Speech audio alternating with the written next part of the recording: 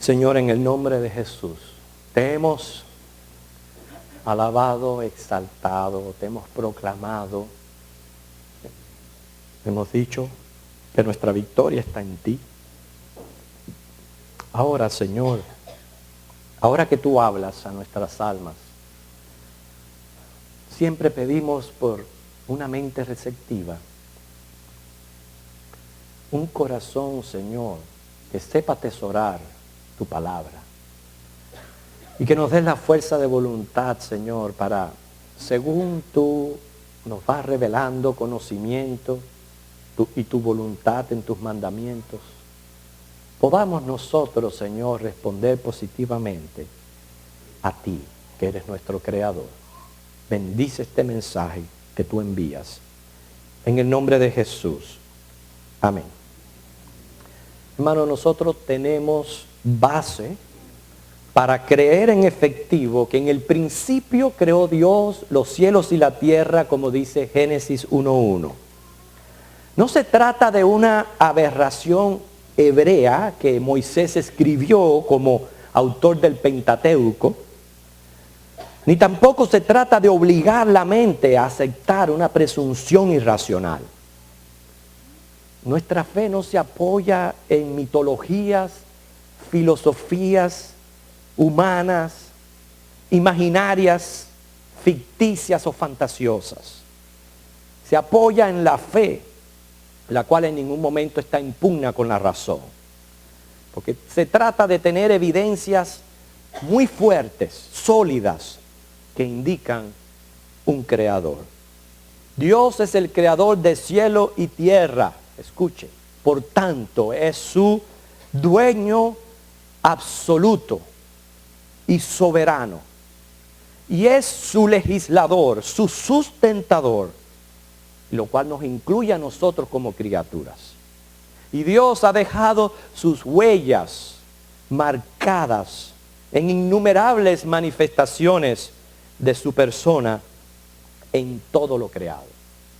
Pero hacemos la pregunta, una pregunta que nos vamos a hacer a través del transcurso de este mensaje.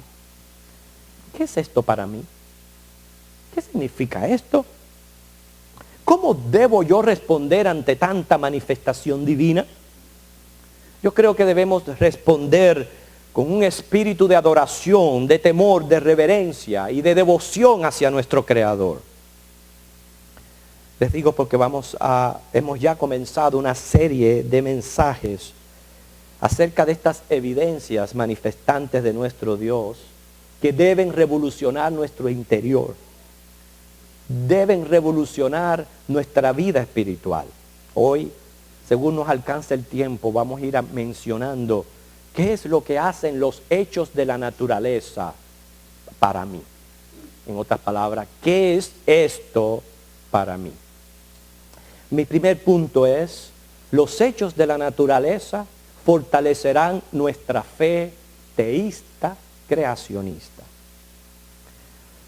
Y hablo de fe porque se sigue necesitando, se sigue requiriendo esta virtud para acreditar estas evidencias y manifestaciones a Dios. De eso habla, vayan conmigo a Hebreos capítulo 11, versículos del 1 al 3. Hebreos 11, del 1 al 3.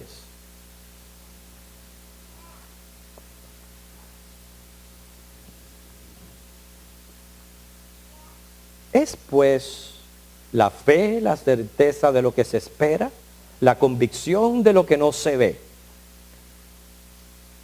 Porque por ella alcanzaron buen testimonio los antiguos. Por la fe entendemos haber sido constituido el universo por la palabra de Dios. De modo que lo que se ve fue hecho de lo que no se veía. Fíjense esa frase última. De modo que lo que se ve fue hecho de lo que no se veía. Según la ley de la ciencia, nada procede de la nada. Es contra esta ley. Y según otra ley de la ciencia, que todo efecto requiere una causa, ¿Cuál es la causa sin causa? La única respuesta es Dios. ¿Necesitamos nosotros de las manifestaciones para creer? Yo diría que no. Yo no necesito ver para creer, porque Hebreos me acaba de decir que la fe es la certeza de lo que se espera, la convicción de lo que no se ve. Por lo tanto, tenemos que darle infinitas gracias a Dios por este don de la fe. Ahora, el Dios que usted y yo adoramos, le ha placido revelarse a los hombres a través de varios medios y modos para que Él pueda ser conocido y así nadie tenga excusas delante de Él. En 3 sermones anteriores estudiamos 3 de las revelaciones de Dios. Una de ellas es la naturaleza, la revelación cosmológica, y es la que vamos a estudiar o a tratar en este orden de sermones. Porque dice el Salmo 19, versículo 1, ¿cómo se lee? Los cielos cuentan la gloria de Dios, ¿y qué? El firmamento anuncia la obra de sus manos. Escuchen este dato interesante. Según el científico astrónomo Guillermo González, uno de los mejores astrónomos del mundo, él afirma que nuestra localidad en el vasto universo es exclusiva, porque es el único lugar desde donde se puede descubrir y observar para estudiarse el resto del universo.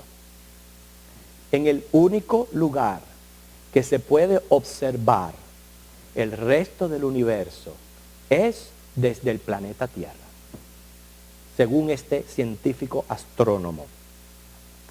Y además él mismo dice que Dios ha permitido esto para que el hombre pueda hallar su propósito, ser su adorador, y quede así admirado, maravillado de su grandeza y de su poder. Repito, ¿qué es esto para mí? Hermano, esto debe de fortalecer mi fe. Pero las evidencias no solo fortalecerán mi fe, sino que mi segundo punto es que los hechos de la naturaleza causarán un impacto impresionante al yo ser expuesto a la grandeza y el poder de Dios de una manera inimaginable. Cuando digo al ser expuesto, me refiero a las evidencias que presentan todas las ramas de la ciencia, de las cuales vamos a presentar algunas.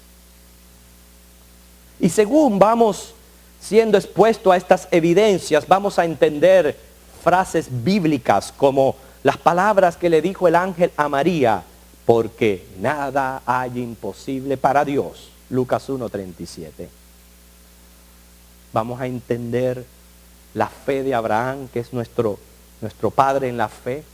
Cuando dice Pablo ahí en Romanos 4:21 que el patriarca estaba, escúchenme, plenamente convencido de que era también poderoso para hacer todo lo que había prometido. Y miren las palabras del profeta Jeremías. Esta sí quiero que la leamos juntos. Jeremías, versículo 32, versículo 17 al 19.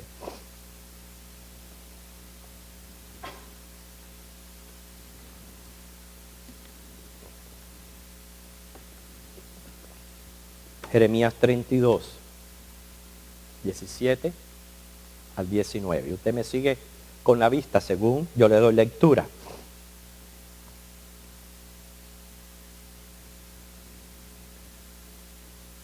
Ya las páginas se están dejando de mover. Todos estamos ya enfocados. Oh Señor Jehová, he aquí que tú hiciste el cielo y la tierra con tu gran poder y con tu brazo extendido. Ni hay nada que sea difícil para ti. Que haces misericordia a millares y castigas la maldad de los padres en sus hijos después de ellos. Dios grande, poderoso, Jehová de los ejércitos es su nombre. grande en consejo y magnífico en hechos, porque tus ojos están abiertos sobre todos los caminos de los hijos de los hombres, para dar a cada uno según sus caminos y según el fruto de sus obras. Oh Señor Jehová, dice el 17, he aquí que tú hiciste el cielo y la tierra. No hay nada que sea difícil para ti. Eso mismo dijo Jesús. Para Dios todas las cosas son posibles. Hermanos, imagine el impacto que va a tener en nuestras vidas, que creemos sin ver, el poder corroborar este poder con la misma ciencia de Dios. Cuando le digo la misma ciencia de Dios, es que Él es quien enseña al hombre la ciencia. Lo dice el Salmo 94:10. Y dice Proverbios 22:12 que los ojos de Jehová velan por la ciencia.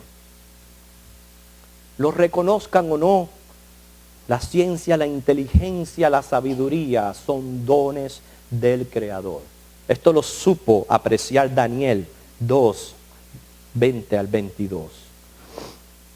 Hay un sinnúmero de misterios que aún permanecen ocultos. Pero ¿qué es para mí que yo sea expuesto a estas evidencias? Lo que Dios me permite conocer, hermanos, por lo menos va a disipar en mí la duda, la angustia, la ansiedad de nuestras almas, donde muchas veces nos comportamos como si estuviéramos abandonados o fuéramos huérfanos, como si no tuviéramos un Padre celestial, y nos visita por nuestra naturaleza pecaminosa todos estos sentimientos contrarios. Pero a medida que Dios se va revelando y se va dando a conocer, va a ir fortaleciendo mi fe, para cuando me visiten esos momentos, yo mismo pregunte, ¿hay algo imposible para Dios? Y entonces, ¿cuál es la respuesta? Nada. Nosotros podemos decir ahora nada, pero cuando veamos todas estas evidencias, nuestra boca prácticamente se abra a ser impactado por las manifestaciones de Dios. Con convicción yo voy a decir, para Dios no hay nada imposible. Mi tercer punto es que los hechos de la naturaleza nos convierte en mejores adoradores. Según Efesios 1, si usted todavía no sabe por qué usted está en este mundo y por qué usted es una criatura, y cuál es el propósito de haber sido creado, Efesios 1 y Colosenses 1 dice que nosotros fuimos creados por Él y para Él, para la alabanza de su gloria, para ser sus adoradores. Y no busque otra cosa, porque ninguna otra cosa tiene sentido. Ese es nuestro único propósito. Sin embargo, Pablo expone la ignorancia voluntaria de muchos hombres. Ahí en Romanos capítulo 1, versículo 18 al 23. También ayúdenme en este pasaje. Romanos 1, 18 al 23.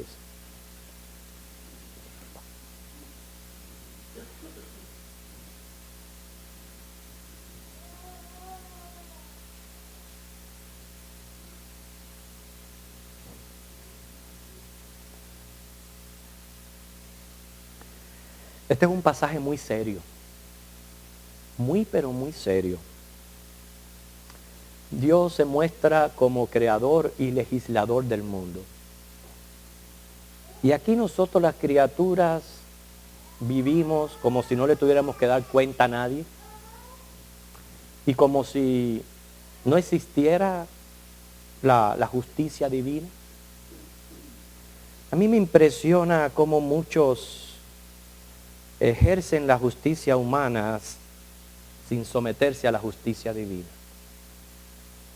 Dice el 18, porque la ira de Dios se revela desde el cielo contra toda impiedad e injusticia de los hombres que detienen con injusticia la verdad.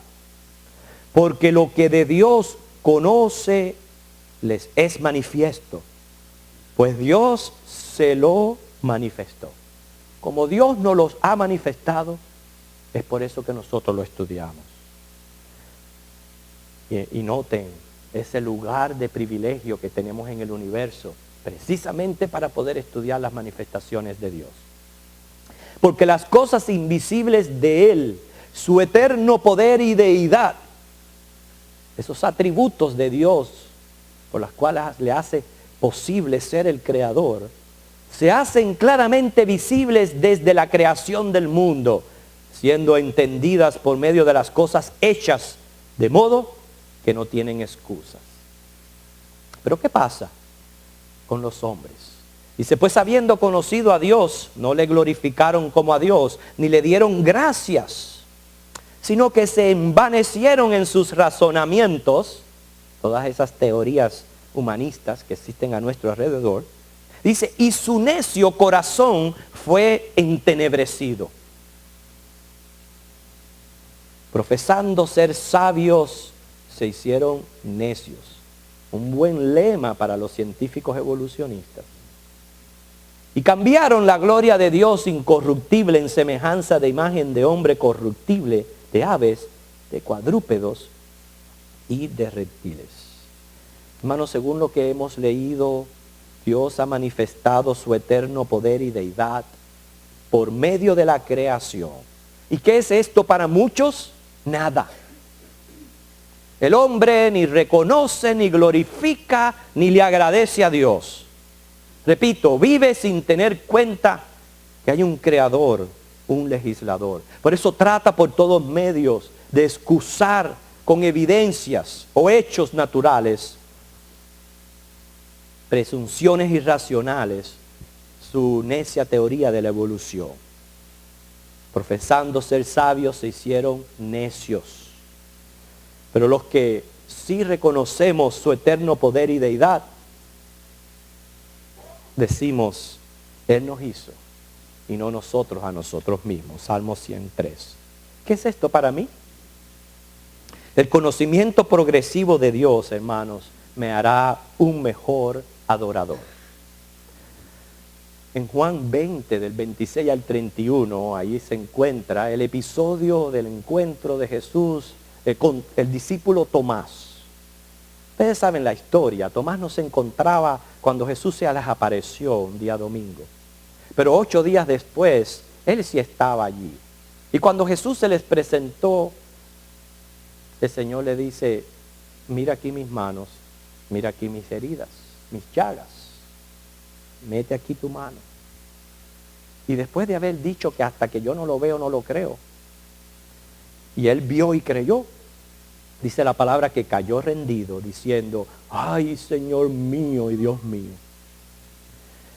Esto le ha ocurrido a los científicos, porque los nuevos métodos de descubrimiento más sofisticados, como es el microscopio molecular, les ha permitido a ellos a través de estudio descubrir cosas tan increíbles que solamente apuntan a un diseñador inteligente.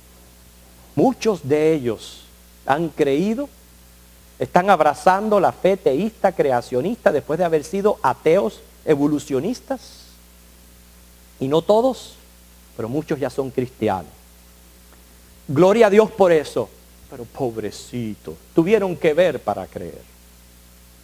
Pero dice la palabra ahí mismo en ese relato, bienaventurados los que han creído sin haber visto. Y eso somos nosotros. No necesitamos manifestaciones para creer en Dios. Pero esas manifestaciones lo que va a hacer en mí es que me va a hacer un mejor adorador. Voy a comprender y asociarme con el salmista cuando él dice, oh Jehová, Señor nuestro, cuán glorioso es tu nombre en toda la tierra. Cuando veo tus cielos, obra de tus dedos, la luna, las estrellas que tú formaste, digo, ¿qué es el hombre para que tengas de él memoria? Y el Hijo del Hombre para que lo visites. Al estudiar todas estas manifestaciones, yo voy a poder sentir esta pequeñez, esta inferioridad que hay en mí como criatura que me vuelve completamente vulnerable y necesitado de depender de un creador. A la vez sé que soy una criatura extraordinaria porque he sido creado a imagen de Dios. sí, contaminada por el pecado, pero creado por Él y para Él. Amado Nervo es un mexicano. Él vivió durante los años 1870 al 1919 y él escribió un poema llamado Tú. Y sus palabras son conmovedoras, porque dice: Señor, Señor, tú antes, tú después, tú en la inmensa hondura del vacío y en la hondura interior, tú en la aurora que canta y en la noche que piensa, tú en la flor de los cardos y en los cardos sin flor, tú en el cenit a un tiempo y en el nadir, tú en todas las transfiguraciones y en todo el padecer, tú en la capilla fúnebre, tú en la noche de bodas, tú en el beso primero, tú en el beso postrer, tú en los ojos azules y en los ojos oscuros, tú en la frivolidad quinceañera y también en las grandes ternezas de los años maduros, tú en la más negra cima, tú en el más alto Edén. Si la ciencia enérgica no te ve, yo te veo. Si sus labios te niegan, yo te proclamaré. Por cada hombre que duda, mi alma grita, yo creo. Y con cada fe muerta, se agiganta mi fe. Los hechos de la naturaleza me harán un mejor adorador. Por último, mi cuarto punto, los hechos de la naturaleza nos harán reflexionar. ¿Qué? Que existe propósito en la creación. Si la creación fuera el resultado de lo que proponen los evolucionistas que niegan a Dios, un producto exclusivo de la materia, entonces no habría propósito alguno. Porque si todo es materia, obviamente su fin es terminar en materia. El polvo, volver al polvo y ser simplemente una parte momentánea de un ciclo geológico. No sería la vida más que eso. Pero la evidencia de un creador me dice que Él tiene un propósito para mi vida como criatura que soy. ¿Qué es esto para mí? Hermanos, saber que de igual manera que Él está cumpliendo un propósito en su creación, que hay un orden, una sintonía en todo lo que Él ha hecho, como dice el Salmo 138:8, Él cumplirá su propósito en mí, porque en Él somos, en Él vivimos y en Él nos movemos. Les voy a contar, ya para ir terminando, cómo se ha encontrado la ciencia con la fe. El testimonio de algunos de estos científicos que hoy día se proclaman teístas. Voy a comenzar con el testimonio de Alan Rex Sandage. Él es cosmólogo, el cosmólogo observador más grande del mundo, quien descifró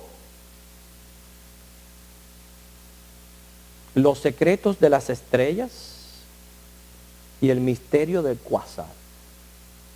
Reveló la edad de los cúmulos estelares, señaló las distancias de galaxias remotas y cuantificó la expansión del universo a través de su trabajo en varios observatorios. ¿Okay? Bueno, este erudito participó en una conferencia que se realizó en el 1985 sobre ciencia y religión. La discusión iba a ser sobre el origen del universo. Habían expectativas en cuanto a cuál de los grupos este erudito se iba a identificar. Él sabían que a pesar de ser étnicamente judío, era un ateo declarado.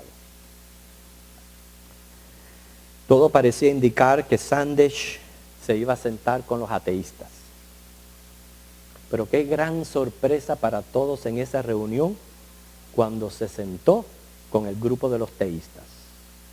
Pero todavía aún más, cuando públicamente confesó que a sus 50 años se había convertido al cristianismo. Él dijo: sabemos que la gran explosión no se puede explicar con la física, La ciencia nos puede llevar al primer evento, pero no a la primera causa. Y él dice, fue mi ciencia la que me llevó a la conclusión que el mundo es más complicado que lo que la ciencia puede explicar. Sanders dijo, muchos científicos han sido llevados a la fe por sus mismos trabajos. Pero tenemos también el testimonio de Dean Kenyon. Es un biofísico de la Universidad de San Francisco, quien fue un coautor de un libro que afirmaba que el surgimiento de la vida había sido predestinado bioquímicamente. En esa misma conferencia se puso en pie, fue al podio y públicamente repudió la conclusión de su propio libro, declarando, debido a la inmensa complejidad de la célula y la información del ADN, ahora creo que la mejor evidencia apunta a un diseñador de la vida. Tercer testimonio, Stephen C. Meyer. Meyer recibió su maestría en la historia y filosofía de la ciencia en la prestigiosa Universidad de Cambridge, en Inglaterra, donde se enfocó en la historia de la biología molecular, la historia de la física y la teoría evolucionista. Meyer obtuvo un doctorado en biología sobre los métodos y asuntos del origen de la vida. Y él expresó, la ciencia nos enseña muchas cosas verdaderas y esas cosas apuntan hacia Dios. La ciencia soporta la fe teísta. Y es verdad que el universo tiene un principio, así acuerdan los modernos cosmólogos, lo cual implica una causa que trascienda el universo. En las leyes de física existe una afinidad a tono, una sintonía tal que permite la vida. Y así lo están descubriendo los modernos físicos. Dicen, bueno, quizás hay un diseñador quien puso todo en orden. Pero hay información en la célula, como los biólogos moleculares muestran. Entonces, esto sugiere diseño inteligente. Él dice que para que la vida comenzara en primer lugar, tuvo que requerir información biológica. Todas las implicaciones sobrepasan el ámbito material y revelan una causa inteligente. Pero las palabras que expresó este científico son conmovedoras. Escuche lo que él dijo. Al ver las estrellas en el cielo, o medito en la estructura y la información de la molécula del ADN, son ocasiones para adorar al Creador que los trajo a la existencia. Explorar la ciencia y la evidencia histórica de Dios, para mí, no es solo adquirir conocimiento, pero es un acto de adoración. Es una manera de darle al Creador el crédito y el honor, la gloria que se le debe rendir. O sea, atribuir la creación a un proceso natural es una forma de idolatría. Dice, al mirar la evidencia en la naturaleza y en las escrituras, me recuerdan una y otra vez quién es Él. Y me recuerda además quién soy yo. Y Él dice, yo soy alguien necesitado de Dios. Muchos de nosotros no necesitamos ver para creer que en el principio creó Dios los cielos y la tierra. Pero lo que queremos resaltar, nuestra fe no es irracional, no es ciega, ni está enemistada con la razón. Nuestra fe no es por presunción, que es una suposición fundada en indicios o señales. Nuestra fe es real, es viva en el Dios invisible y en lo que Él mismo ha manifestado en la creación. Y el propósito de la manifestación de Dios es para ser glorificado por sus criaturas. De modo que resulte en una alabanza inmediata, que resulte en promover la teología, que es la ciencia que trata de Dios, en el fortalecimiento de la fe, en la santificación de la vida. Por eso, lo único que yo persigo a través de este sermón de hoy es que trate de hacer todo lo posible para no perderse el resto de todos los sermones que vienen. Cuando demos evidencia astronómica, física, cosmóloga, geóloga, paleontóloga, bióloga, antropóloga, de que Dios es nuestro creador. Y todas estas cosas que los hechos de la naturaleza hacen por nosotros va a ser para nuestro beneficio espiritual y el crecimiento de nuestra fe. Oremos.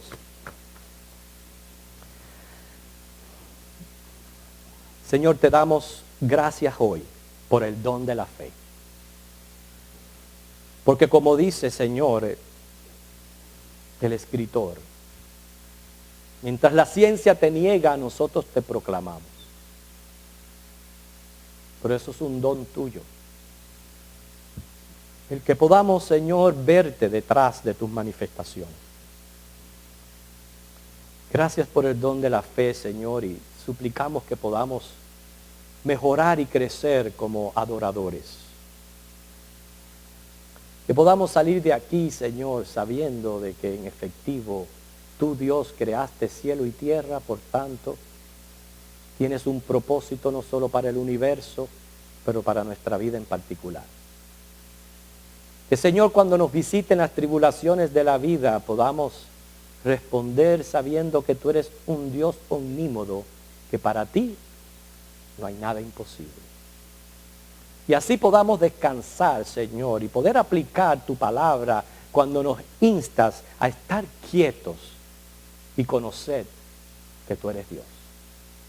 Señor, creemos en ti, te amamos, te adoramos, te esperamos, confiamos en ti, sobre todo, ante tu grandeza, comprendemos, Señor, nuestra finitud humana, que nos hace tan vulnerables, pero a la vez tan dependientes de ti.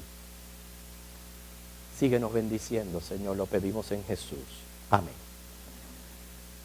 Como cada primer día de la semana, vamos a sentarnos en comunión para participar de la mesa del Señor, a lo cual invito a toda aquella persona que ha sido bautizada por inmersión y de aquellos hermanos bautizados por inmersión, los que cada uno, al juzgarse a sí mismo, entienda que está en capacidad de poderse sentar a esta mesa.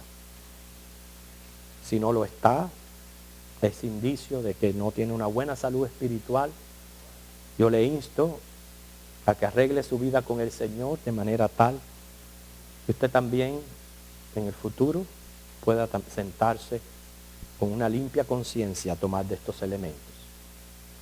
Elementos que simplemente simbolizan el cuerpo y la muerte de nuestro Señor Jesucristo.